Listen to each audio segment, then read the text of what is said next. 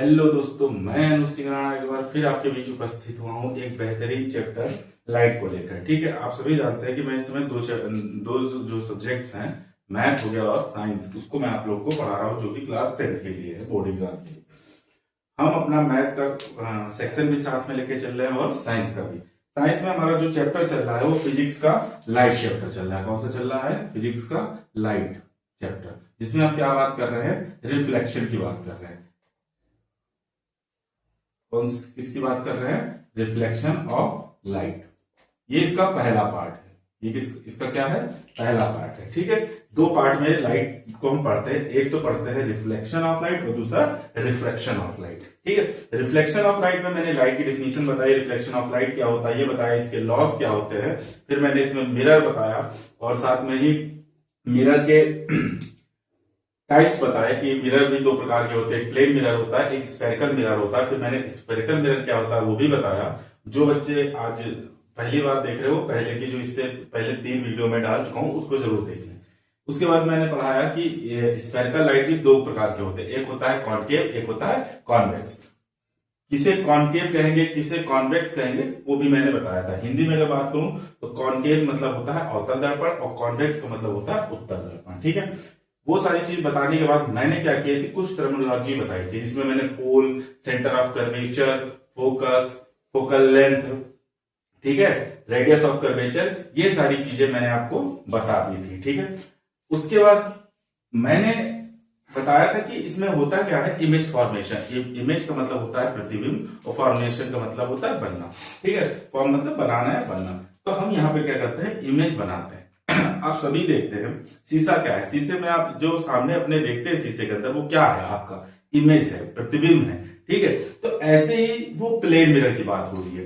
अगर वही चीज कर्व शेप में हो, मान लो स्फेरिकल हो, तब उसमें इमेज कैसा बनेगा उसकी यहां बात करेंगे। उसकी क्या क्या क्या नेचर क्या होगा, सीधा होगा, उल्टा होगा, ठीक है, आभासी होगा या रियल होगा। तो ये सारी चीजें हम सॉरी बात करेंगे। ठीक है, अब उसमें मैंने इमेज फॉर्मेशन के लिए कुछ प्रॉपर्टीज बताई थी कि इसके लिए ये जो कुछ नियम्स हैं, प्रॉपर्टीज है, इसको आपको पता होना चाहिए। जो नियम्स है उसको मैं एक बार और आपको बता देता हूं, क्योंकि वो बहुत ही इंपॉर्टेंट है इमेज फॉर्मेशन के लिए। पहला नियम मैंने क्या बताया था कि अगर मैं मान लीजिए कोई कॉनकेव ले लूं, क्या ले लूं? कॉनकेव। अब मैं एक बार फिर से बताता हूं कॉनकेव होता क्या है। एक ऐसा कर्व मिरर जिसकी क्या हो, उभरी हुई सतह या बाहरी सतह क्या हो, फेंट हो, वो अंदरूनी सतह से क्या हो रहा होगा, रिफ्लेक्शन हो रहा होगा। रिफ्लेक्शन का मतलब होता है परावर्तन। ठीक है, क्या हो रहा होगा? रिफ्लेक्शन। ठीक है, इसमें जो ये जो रिफ्लेक्टिंग सरफेस होती है, परावर्तित सतह होती है, इसी के सेंटर को हम क्या बोलते हैं? पोल बोलते हैं। क्या बोलते हैं? पोल बोलते हैं। और हिंदी में इसी को हम क्या बोलते हैं? ध्रुव बोलते हैं। ठीक है, इसे पी से डिनोट करते हैं। ठीक है, और दूसरी चीज, ये जो स्फेरिकल मिरर है कॉनकेव वाला, ये कैसे मिला होगा? एक हमारे पास क्या होगा, खोखला गोला होगा कांच का। ठीक है, ये कांच का खोखला बहुत गोल बन जाएगा और इसको हमने क्या किया, कट कर दिया।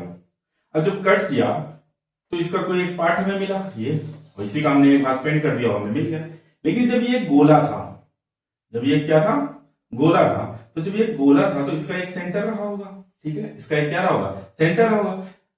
जब हमने कट किया तब भी तो इसका एक किसी ना किसी सेंटर बनाकर ही इस गोले को बनाया गया होगा। तो ये जितना भी पार्ट बना है, ये इसका भी तो वही सेंटर रहा होगा।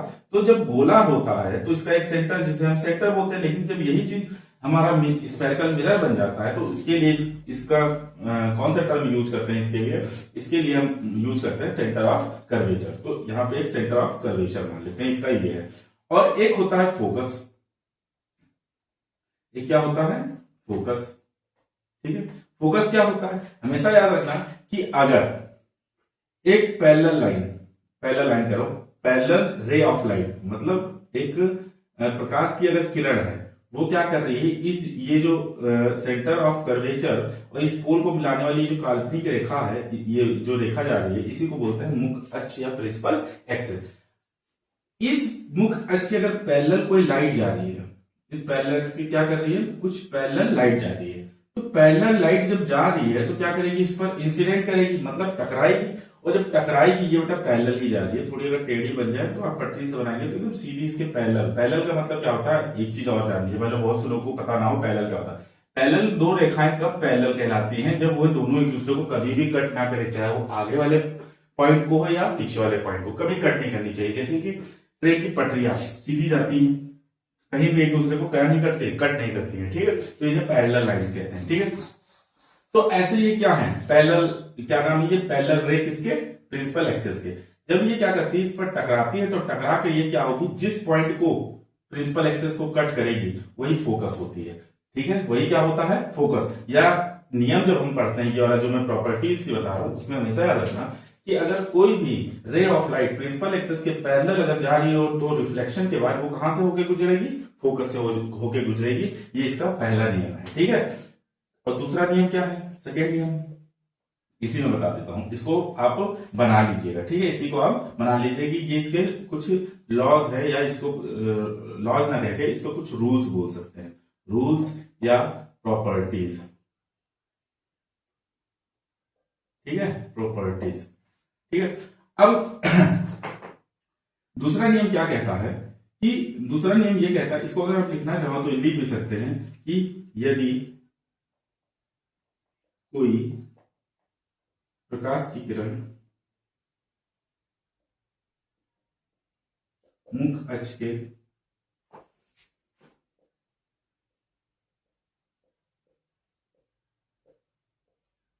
समानांतर जाती है तो प्रकाश के परावर्तन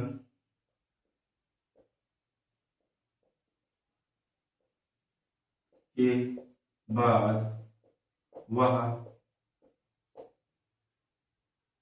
फोकस से गुजरती है। ये है, ठीक है, कि इफ एंड इंग्लिश में बोल देता हूं, आप लोग लिख लीजिएगा, if any ray of light are parallel to principal axis,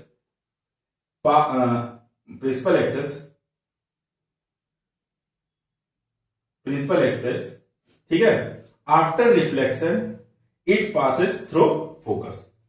फिर से बोल दे रहा हूं, if any ray of light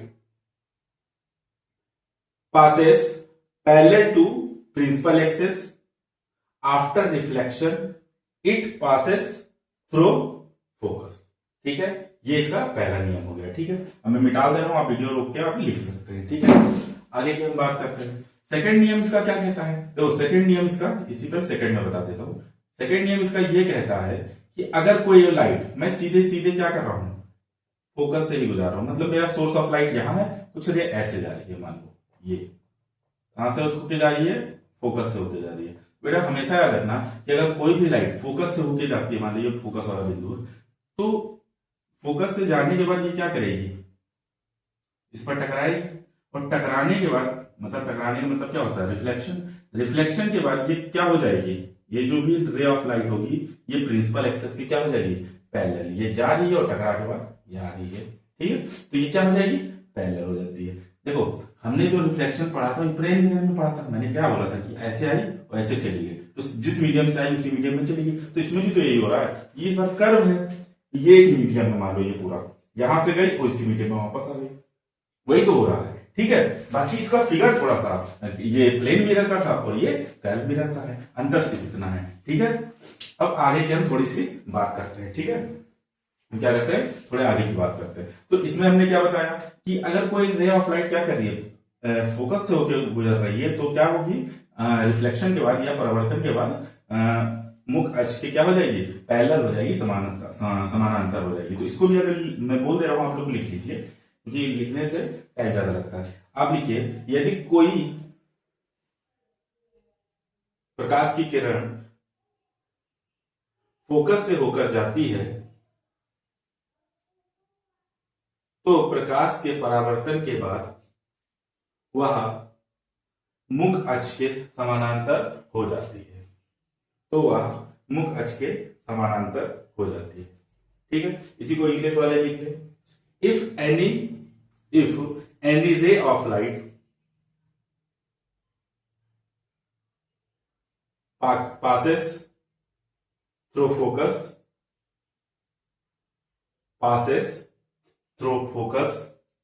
after reflection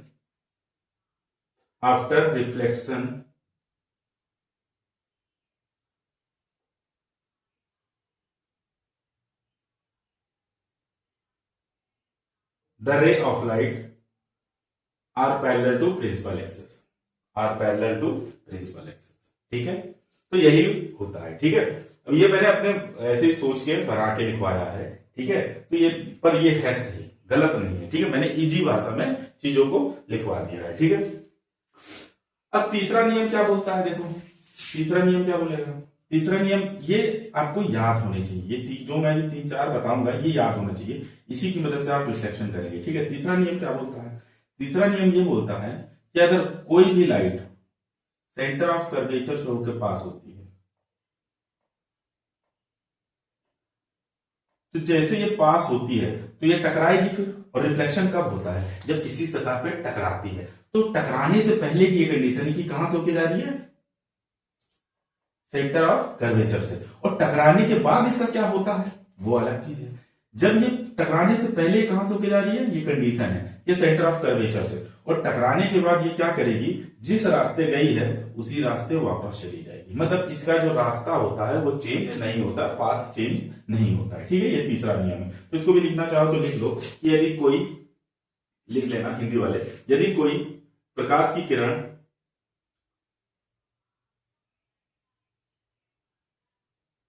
वक्रता केंद्र से होकर जाती है तो परावर्तन के बाद, तो प्रकाश के परावर्तन के बाद यह पुनः उसी रास्ते वापस चली जाती है। इंग्लिश वाले लिखो, यदि if any ray of light, if a रे ऑफ लाइट, एनी ना लिखो आ लिख लो, इफ अ रे of light passes through center of curvature, if a ray of light passes through center of curvature after reflection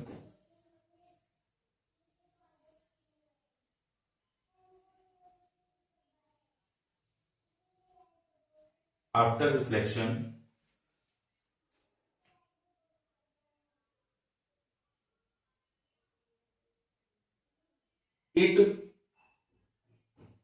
after reflection it back with same path, it back with same path। या लिख सकते हो the light are back with same path, या same path लिख सकते हो, normal से।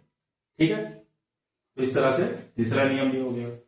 ठीक है, ये तीनों काम करते हैं। ठीक है, अब चौथा क्या होगा। चौथा ये होता है कि अगर कोई रे ऑफ लाइट हम कहां से गुजारते हैं, या गुजर रही हो, पोल से गुजर रही हो। कहां से गुजर रही हो, पोल से। तो बेटा जिस एंगल पे ये पोल पे इंसिडेंस होगी उसी एंगल पे ये टकराने के बाद पोल से क्या हो जाएगी, निकल जाएगी। ठीक है, तो जो एंगल यहां पे फॉर्म कर रहा होगा यही वही एंगल यहां फॉर्म करेगा। तो यही क्या होता है, चौथा नियम होता है, ये चौथा रूल होता है। ठीक है, सॉरी।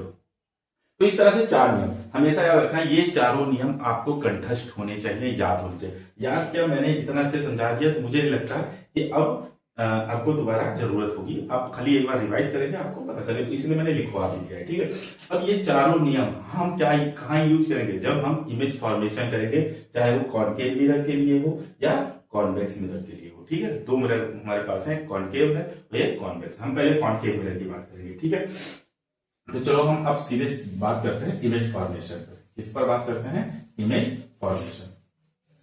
ठीक है, कुछ लोगों का कहना है कि छोटा लिखते हैं, तो अब मैं बड़ा लिखने की कोशिश करूंगा। ठीक है, इमेज फॉर्मेशन।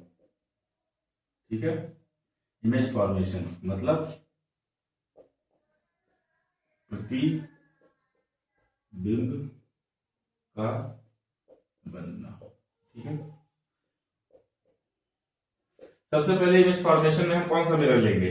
हमेशा सबसे कोई भी ले सकते हो, लेकिन हम पहले कॉनकेव की बात करते हैं। किसकी बात करते हैं? कॉनकेव, जिसे हिंदी में कहते हैं अवतल दर्पण। ठीक है, दर्पण को इंग्लिश में कहते हैं मिरर। इसकी आज हम बात करने वाले हैं। देखो, इसमें कंडीशंस होती हैं। इसमें क्या होती है? कंडीशन होती है।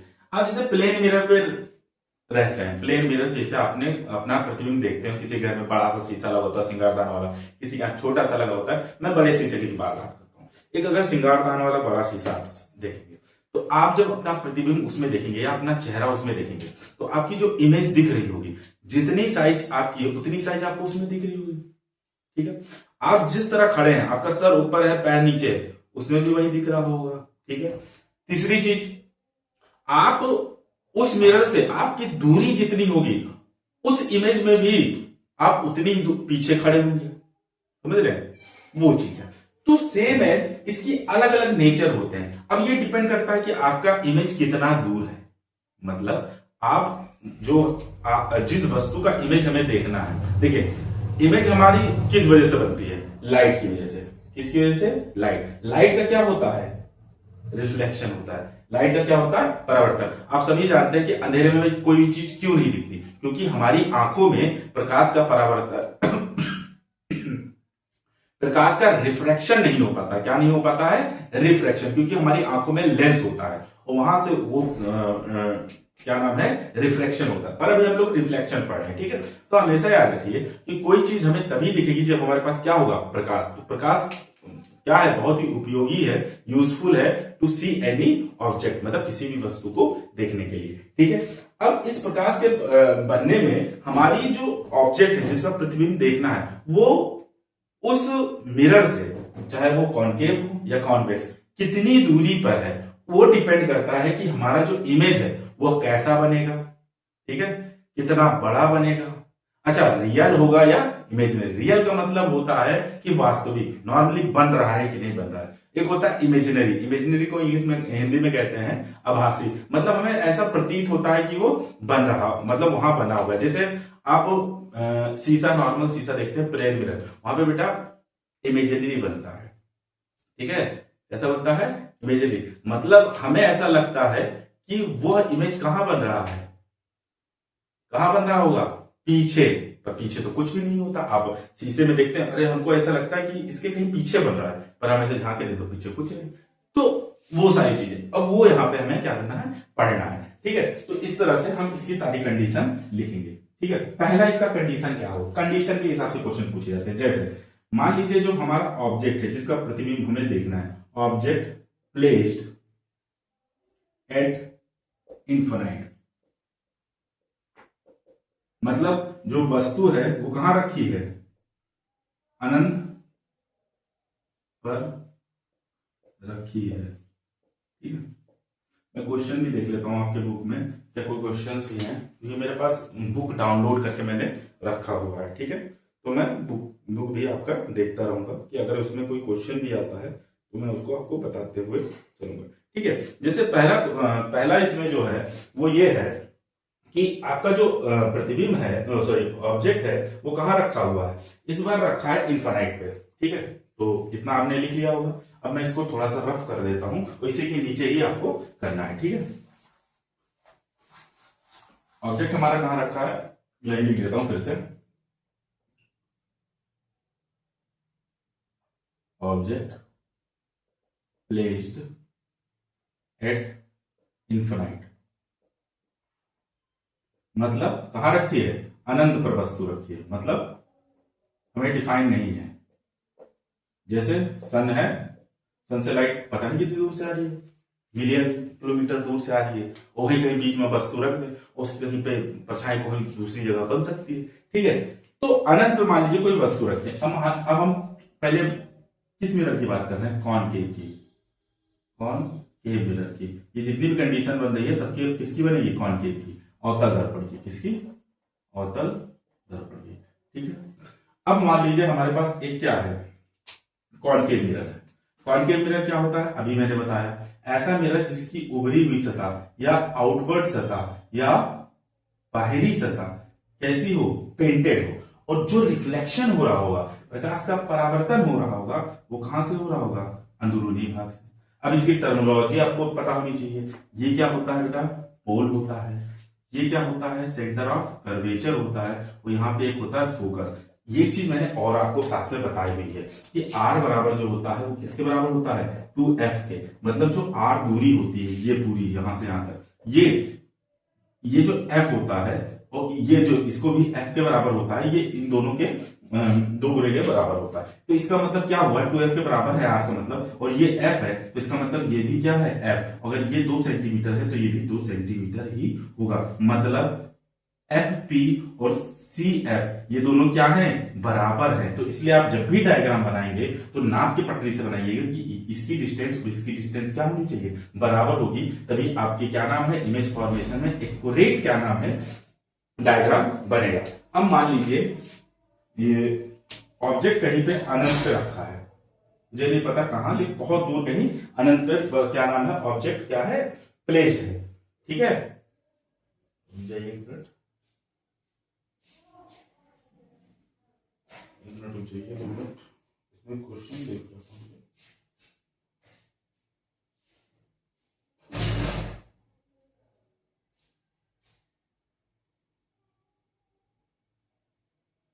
ठीक है, अब जैसे मान लीजिए एक ऑब्जेक्ट रखा है, ये बहुत बड़ा एक ऑब्जेक्ट रखा है। ठीक है, इनफाइनाइट पे, मुझे नहीं पता है कितनी दूर है, बहुत दूर कहीं रखा है। ठीक है, अगर ये इनफाइनाइट पे कोई वस्तु रखी है, अब यहां पे आपको कुछ नहीं करना है, वो जो 4 नियम मैंने इससे पहले भी 4 नियम बताए, वही यहां पे अप्लाई करवाने हैं। क्या करवाने हैं, अप्लाई करवाने हैं। जो 4 नियम मैंने अभी आपको क्या किए थे, बताए थे। ठीक है, वो चारों नियम यहां पे से कोई भी 2 या कोई एक ही जो लग पाए वो लगाना है। पहला नियम मैंने आपको बताया था कि ये क्या होना चाहिए, पैरेलल अगर कोई लाइट जा रही है तो क्या करने, रिफ्लेक्शन के बाद फोकस से होके जाएगी, यही मैंने बताया है। मैं पहला ही नियम लगा देता हूं। मैंने एक रे ऑफ लाइट जो क्या कर रही है, आ रही है, वो क्या कर रही है, रिफ्लेक्शन के बाद क्या करेगी, फोकस से होके जाएगी लोग। ठीक है, दूसरी एक रे ऑफ लाइट में मान लो और पास करा रहा हूं यहां से। ठीक है, ये भी क्या है, प्रिंसिपल एक्सेस के पैरेलल। नियम याद रखना, प्रिंसिपल एक्सेस के पैरेलल। कुछ दिख नहीं रहा होगा यार, लेकिन जो बता रहा हूं वो हमेशा याद रखिए, प्रिंसिपल एक्सेस के पैरेलल है। ये भी क्या करेगी, टकराने के बाद कहां से होके जाएगी, फोकस से होके जाएगी। तो देखो फिर ये दोनों कहां, बेटा हमेशा याद रखना कि जब 2 रेज आपस में कहीं टकराती है, प्रतिबिंब हमेशा वही बनता है। हमारी आंखों में भी कोई भी चीज हमें जो दिखती है वो प्रतिबिंब बनने के कारण दिखती है, और हमारी रेटिना पे ये जो रे ऑफ लाइट जाती है, यही रेटिना पे जाके क्या करती है, एक दूसरे को कट करती है, क्रॉस करती है, तभी हमें कोई चीज दिखती है। तो सेम है ऐसी कि कोई भी चीज हमें क्या कटती हुई दिख रही हो या कटती हुई प्रतीत हो रही हो, दोनों हो सकता है। जब एक्चुअली में कटती हुई दिखती है तो उसी को कहते हैं रियल इमेज। क्या बोलते हैं, रियल इमेज। अब यही कंडीशन ऐसी भी आएगी जहां हमें कटती हुई नहीं दिखेगी, पर हमें उसको जबरदस्ती कट करवाएंगे तो उसी को हम बोलेंगे इमेजिनरी या वर्चुअल।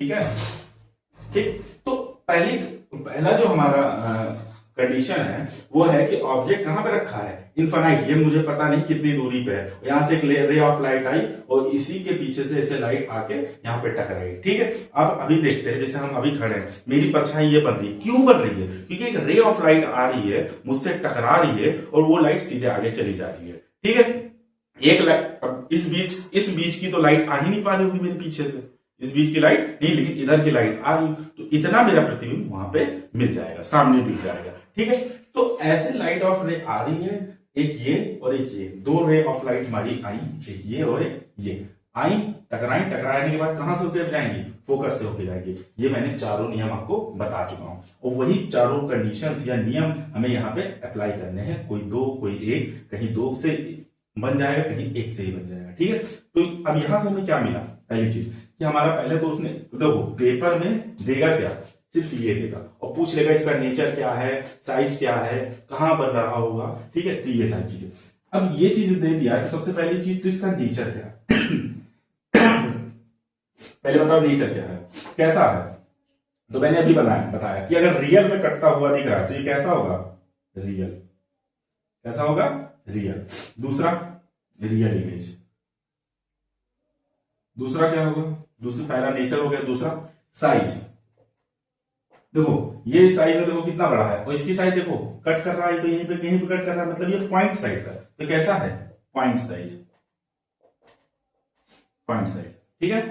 और तीसरा क्या है, कैसा है, सीधा है उल्टा, तो इन्वर्टेड है, कैसा है इन्वर्टेड, ठीक है।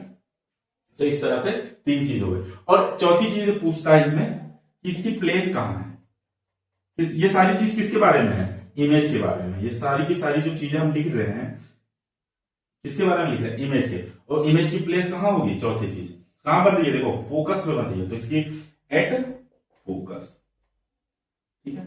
बस इतना ही चीज लिखो। इसको अपनी भाषा में भी लिख सकते हो, डायरेक्ट ऐसे ही लिख दोगे तब भी कोई नंबर नहीं काटे जाएंगे। आपको ये डायग्राम आना चाहिए, ये साइज, इन्वर्टेड और प्लेस कहां पे बन रहा है, ये चीजें आपको देगा। सिर्फ का इतना देगा कि कोई ऑब्जेक्ट है वो इनफाइनाइट पे अगर रखा है तो कॉनकेव मिरर में उसका जो प्रतिबिंब होगा वो कहां होगा, कैसा होगा, ये पूछ सकता है, ठीक है। इस तरह से पहला कंडीशन इसका, या मान लो पहला जो इमेज फॉर्मेशन ये हो गया, ठीक है। सभी को अगर समझ आ गया होगा बहुत अच्छी बात, नहीं आया होगा तो आप कमेंट करके पूछ सकते हैं, ठीक है। अगला चीज है कि अगर मैं इमेज को थोड़ा सा चेंज कर दूं, इमेज की जो प्लेस है, तो इमेज कह रहा हूं ऑब्जेक्ट की जो है प्लेस, वो क्या कर दूं, थोड़ा सा चेंज कर दूं। कहने का मतलब आप पूछेंगे क्या मतलब, तो देखो इमेज कहीं पे भी रखी जा सकती है, मतलब ऑब्जेक्ट जैसे मान लो एक शीशा है, तो शीशे में जैसे एक शीशा है, मैं इसकी इतने पास से भी देख सकता हूँ, ठीक है। अगर मान लो बड़ा सा शीशा है, मैं इतनी दूर पे भी जाके देख सकता हूं, तो वहां पे कुछ चेंजेस आएंगे। सेम एज यहां पे हम जो ऑब्जेक्ट है इस कॉन्केव मिरर के एडजस्ट करते हैं, कितना पास है कितना दूर है, ठीक है। उस हिसाब से इसका इमेज भी उसी तरह से बनता है, ठीक है। तो वही हम यहाँ पे सारी चीजें करेंगे। अब अगला जो है, अगला ये बता रहा है कि अगर कोई भी ऑब्जेक्ट है वो object placed beyond C, beyond C का मतलब है सी से पहले कहीं, ये इनफाइनाइट कहीं था और मुझे पता है कि सी से पहले कहीं यहां है, सी से पहले यहां मतलब, सी से पहले यहां मतलब सी से पहले मुझे दूरी पता है, यहां से कुछ दूरी होगी, यहां मान लो ये 5 सेंटीमीटर है और यहां से ये मान लो 3 और होगी, तो ये कुल मिला मुझे पता है कि 8 सेंटीमीटर है, लेकिन ये कहां है, सी से भी पहले कहीं है, कहां है, जो सेंटर ऑफ कर्वेचर है उससे भी पहले कहीं है, ठीक है। अगर ऐसा होता है जब कोई भी ऑब्जेक्ट, ये क्या है ऑब्जेक्ट है, वो सेंटर ऑफ कर्वेचर से पहले कहीं अगर रखा हो, अगर उसकी इमेज की जब बात होती है तो इसमें भी हम क्या लगाते हैं, वही नियम लगाएंगे जो मैंने 4 पढ़ा है उसमें से कोई, मान लो मैं पहला ही लगा देता हूं कि कोई रे ऑफ लाइट जो आ रही है वो कहां से होके पैरेलल होके जा रही है, इससे क्या होके जा रही है, पैरेलल होके जा रही है, क्या होके जा रही है, पैरेलल होके जा रही है, ठीक है। किसके, प्रिंसिपल एक्सेस के, ठीक है। अगर प्रिंसिपल एक्सेस के पैरेलल होके जा रही है, ये मान लो सेंटर टेम्परेचर, ये फोकस, तो ये क्या होगी, टकराने के बाद कहां से होके जाएगी, फोकस से होके जाएगी, सबको पता है, मैंने अभी बताया है, कई बार बताया है, ठीक है। कहां से होके जाएगी, ठीक है, ये मान लो फोकस है। और एक नियम तो मैंने इस पे लगा दिया, एक नियम और लगाते हैं, क्योंकि हमें क्या करना है, कट पॉइंट देखना है, और कट करने के लिए हमेशा कोई 2 रेज चाहिए, कम से कम 2 रेज चाहिए, तो एक रे और बना देते हैं। अब दूसरी रे हम उन चार नियम बताए, चारों में से कोई लगा सकते हो, एक तो लगा दिया है, दूसरा हम क्या लगाते हैं, दूसरा हम नियम लगा देते हैं। दूसरा नियम मैंने बताया था कि अगर कोई रे ऑफ लाइट कहां से होके जा रही है, फोकस से होके जा रही है, तो जैसे ये टकराएगी, टकरा के क्या होगी, पैरेलल हो जाएगी, टकरा के क्या हो जाएगी, पैरेलल होगी। एक चीज याद रखना, पहली चीज यहां पे आप देख रहे हो सर यहां पे भी कट कर रही है, यहां पे भी कट कर रही है, तो सर किस पॉइंट को माने, यही सबसे बड़ा सवाल तो आपका यही होगा। तो हमेशा याद रखना जो इमेज बनती है रिफ्लेक्शन के बाद कहां पे एक दूसरे को कट करते हैं वहां पे बनती है, ठीक है। तो यहां पे देख लो इसका तो रिफ्लेक्शन हो गया है, ये जो पहली रे ऑफ लाइट है इसका तो रिफ्लेक्शन हो गया है, ये देखो रिफ्लेक्शन होने के बाद यहां पे आई है, ठीक है। लेकिन से ये जो दूसरी लाइट रे ऑफ लाइट आ रही है, इसका रिफ्लेक्शन अभी नहीं हुआ पहले पॉइंट पे जहां पे कट किए, ये यहां पे रिफ्लेक्शन हुआ फिर यहां कट किए। तो ये जो रिफ्लेक्शन के बाद एक दूसरे को कट करते हैं, इमेज हमेशा वही बनता है। ठीक है, तो इमेज आपका कहां बना, यहां। ठीक है, इमेज आपका कहां बना, यहां बनेगा। थोड़ा और अच्छे से इसको, इसी को मैं बना देता हूं। ये मान लो ये आया रे ऑफ लाइट, एक ये आएगा,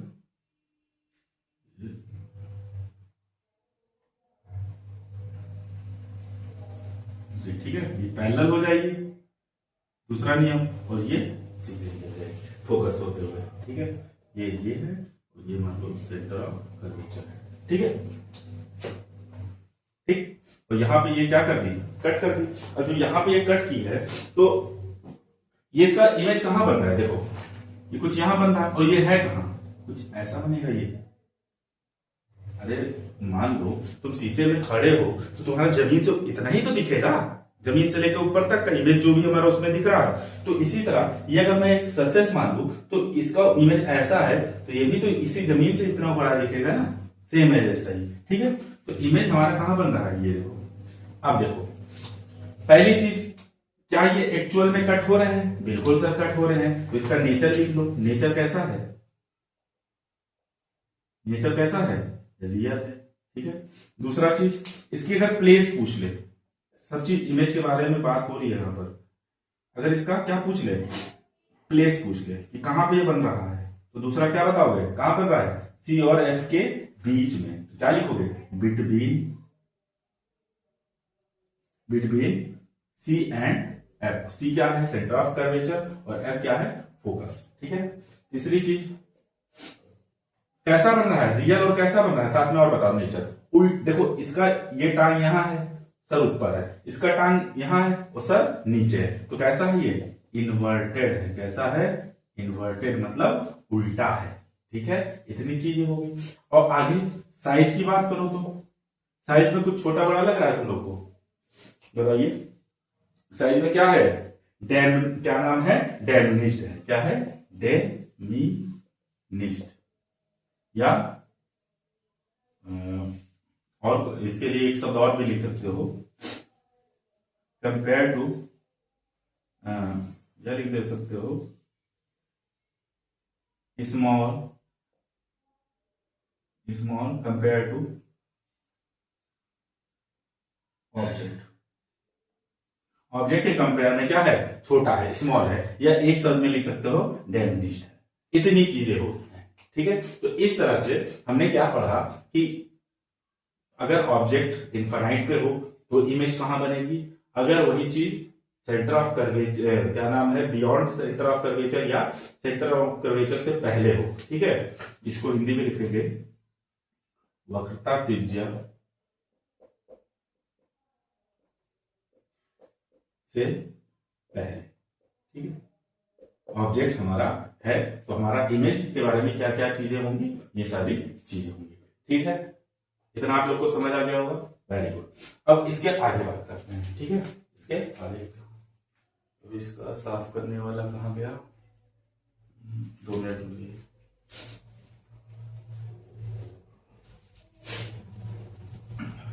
अगर हम इसके आगे वाले तीसरे की बात करते हैं, ठीक है, अब तीसरे वाले की बात करते हैं। तीसरा कंडीशन क्या, अगर मान लीजिए हमारा ऑब्जेक्ट कहां पे हो, सेंटर ऑफ कर्वेचर, तो इस बार हम ऑब्जेक्ट प्लेस कहां, एट सी। इस बार ऑब्जेक्ट को हम सी पे ही रख देते हैं। जैसे मान लीजिए ये है कॉनकेव, हम सब कॉनकेव के बारे में भी बता रहे हैं। ठीक है, ये पोल है, ये मान लो प्रिंसिपल एक्सेस है। हमेशा याद है, आप लोग पटरी से नाप नाप के बनाइएगा। ठीक है, सीधी, ये फोकस है, और ये मान लो सेंटर ऑफ कर्वेचर।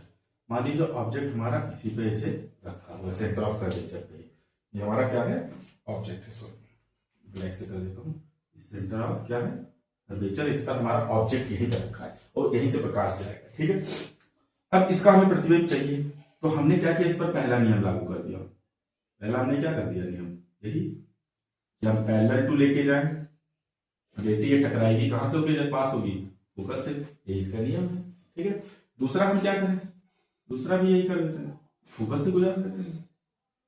कहां से गुजारते हैं, फोकस से गुजारते हैं। वो गुजरने के बाद ये क्या करेगी, पैरेलल हो जाएगी। जैसे ये पैरेलल होगी ये क्या कर देगी, कट कर देगी। ठीक है, क्या कर देगी, कट कर देगी। और यहाँ पे आपको एक चीज देखेंगे, यहाँ सी थोड़ा बगल में इसके लिख दूं, तो आप ये देखेंगे कि ये क्या कर रही है। अरे थोड़ा सा टेढ़ा हो गया, 2 मिनट हो जाएगा, थोड़ा सीधा बना दूंगा तो ज्यादा एक्यूरेट चीजें हमें मिल जाएगी। ये यहाँ से यहाँ, यहाँ से, ठीक है।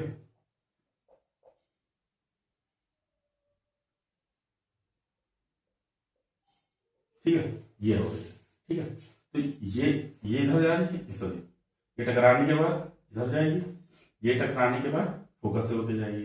ठीक है, और ये कहां पे एक दूसरे को इंटरसेक्ट कर रही है, यहाँ पर। और ये कर कहां पे रही है, देखो सेंटर ऑफ कर्वेचर पे ही तो कर रही है। ठीक है, तो अगर इसका नेचर पूछे इमेज का, तो नेचर का मैंने मतलब बताया क्या, कि देखो कि एक्चुअल में क्या कट हुआ है, डायरेक्ट दिख रही है, बिल्कुल दिख रही है सर, तो इसको क्या बोल दोगे, रियल। और साथ में क्या ये सर इसका ऊपर है, इसका सर नीचे है, तो इसका मतलब ये उल्टा है, तो इनवर्टेड। ठीक है, तीसरी चीज साइज की अगर बात करें, तो साइज लगभग क्या है, सेम, तो सेम साइज होती है इसकी, क्या होती है, सेम साइज। ठीक है, चौथी चीज इसमें क्या तीसरी चीज इसमें क्या पूछ लेगा, कि प्लेस इसका कहां है। बेटा जिस प्लेस पे रखिए उसी प्लेस पर नीचे की तरफ फोकस दीजिए, तो हम क्या लिख देंगे, एट सी, सी पर ही बन जा रहा है, देखो सी पर ही बन जा रहा है। ठीक है, इस तरह से आप लोग क्या नाम है, इमेज फॉर्मेशन कर सकते हैं। इस तरह मैंने 3 इमेज फॉर्मेशन आप लोग को बताए हैं। अब 3 इमेज फॉर्मेशन मैं क्या करूंगा, अगले क्लास में बता दूंगा। मैं क्या कर देता हूँ, एक बार इसको रिवीजन और करवा देता हूँ, ताकि आपके मन में एकदम पूरी तरह से बैठ जाए।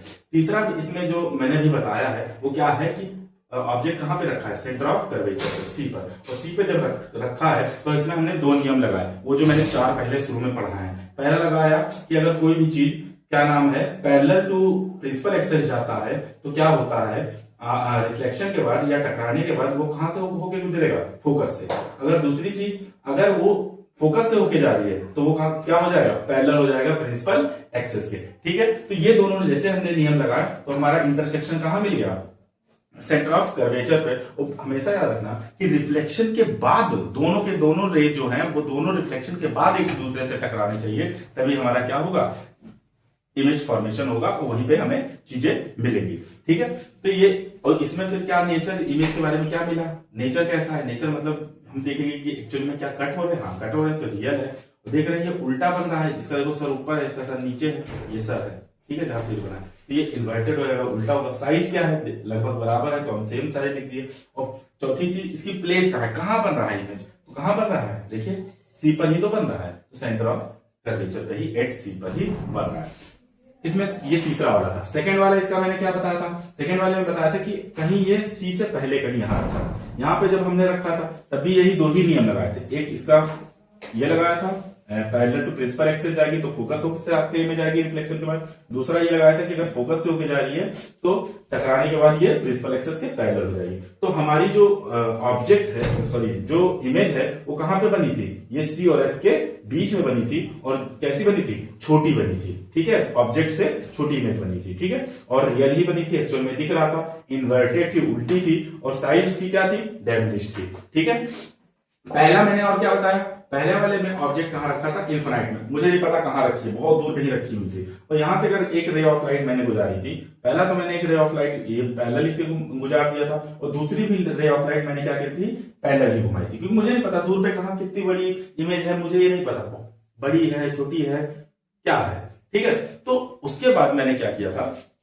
उन दोनों लाइट ऑफ रे को क्या करा था, पैरेलल ही गुजार दिया था। और जब पैरेलल गुजारा था तो दोनों जब पैरेलल आएंगी, तो आपको सभी को पता है कि जब कोई रे ऑफ लाइट पैरेलल आती है प्रिंसिपल एक्सिस के, तो क्या करती है, फोकस से होकर गुजरती है। और जैसे ये फोकस से होकर गुजरी, टकराने के बाद, तो जहां मैंने अभी क्या बताया, जब रिफ्लेक्शन हो जाए तो जहां भी एक दूसरे को कट के इमेज वहीं पर, देखो पहली रे भी ऐसे आई थी, दूसरी रे भी आई थी और टकरा के यहीं पर कट कर दी थी। तो इस तरह से पहला वाला हो गया था। ठीक है, और इसके 4 नियम मैंने शुरू में बताए थे। तो मैं उम्मीद करता हूं कि आप सभी को ये जो मैंने अभी पढ़ाया है, ये क्या हुआ होगा, समझ आया होगा। ठीक है, क्या हुआ होगा, समझ आया होगा।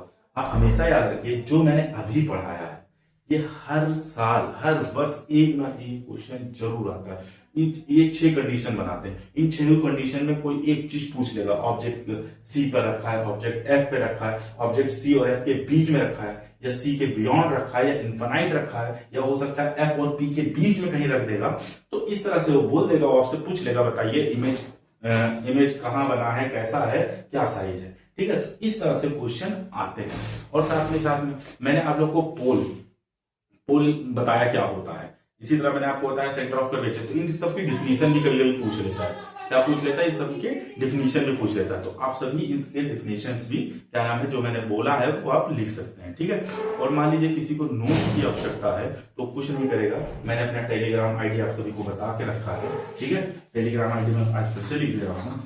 ठीक है, उस टेलीग्राम आईडी पर आप क्या करें, डायरेक्ट मुझे मैसेज करके अपना नाम लिख दें और साथ में लिख दीजिए साइंस की क्या पीडीएफ या साइंस के सर नोट्स दे दीजिए। तो मैं क्या करूंगा, ये मेरी टेलीग्राम आईडी है। ठीक है, क्या है, ये मेरी टेलीग्राम आईडी है, सब स्मॉल है, अनुज SINGHRANA